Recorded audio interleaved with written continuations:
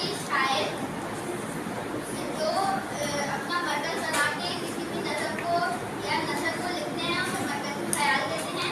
मरकज़ी ख्याल लिखते वक्त लोग चंद बातों का ध्यान रखा जाता है कि मरकज़ी ख्याल ज़्यादा लंबा ना हो, उसके अंदर अहम बातों को लिखा जाए।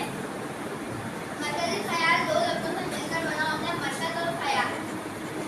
मरकज़ का मतलब है कि किसी भी चीज़ का दरमियानी हिस्सा, और ख्याल किसी भी सोच, विचार वगैरह। अस्सलाम वालेकुम। आज हम मरकज़ी ख्याल को बताने जा रहे हैं। मरकज़ और मरकज़ी ख्याल का क्या मतलब है।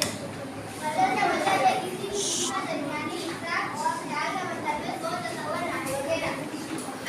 My name is Ravindra and I am studying class 5. The topic is मरकज़ी ख्याल दो लफ्ज़ों से मिलकर बनता है। एक है मरकज़, एक ख्याल। मरकज़ का मतलब होता है किसी भी चीज़ का दरमियानी हिस्सा। अस्सलाम वालेकुम, मेरा नाम अनवर है। मैं जमात करती हूँ। नसर।